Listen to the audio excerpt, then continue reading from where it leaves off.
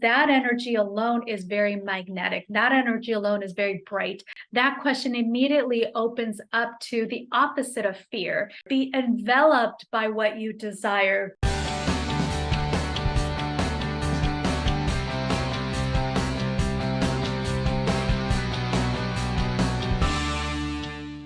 The high levels of vibration and frequency, the highest is enlightenment. There's also love.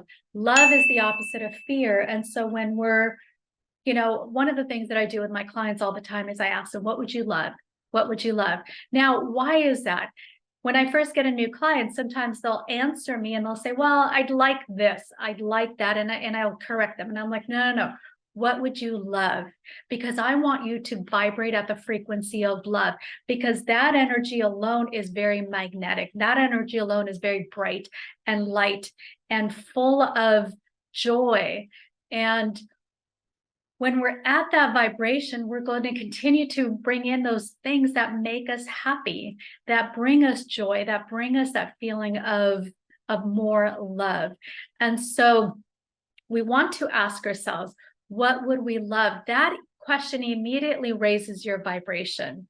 That question immediately opens up to the opposite of fear, meaning what we actually want, that will bring us more joy in our life.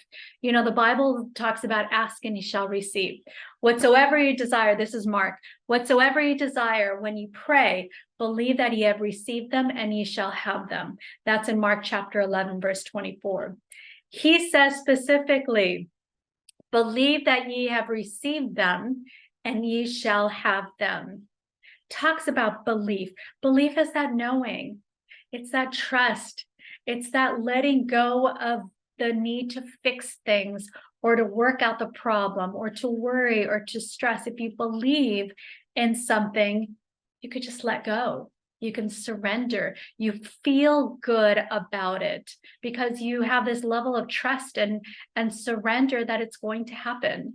And so there's a quote in the Bible that was, I believe the word feeling, Greg Braden talks about it, the word feeling was actually taken out. And when he looked at the ancient Bibles and the ancient Aramaic translations, he found the word feeling. And so one of the things he talks about, let me read this quote from him, from the original version. He says, all things that you ask straightly, directly from inside my name, you will be given. So far, you have not done this. Ask without hidden motive and be surrounded by your answer. Be enveloped by what you desire, that your gladness be full. I mean, look at those beautiful words. Be surrounded by your answer. Be enveloped by what you desire. How would you feel when it's already done? How would you feel when you got what you wanted? How would you feel when you got the relationship of your dream, or when your health was transformed, or when you got your dream house or this dream career or this dream job? Be enveloped by that as if it's already done. And he says that your gladness be full. Tells you to be happy. You have to be joyful. So many of us were raised in this whole martyrdom. Like we have to be stressed and feel down and, worry and sit in this, be martyrs essentially. And that's not the truth.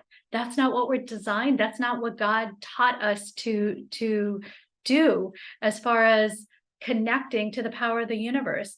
That your gladness be full. There's a knowingness. There's a trust. There's a validation.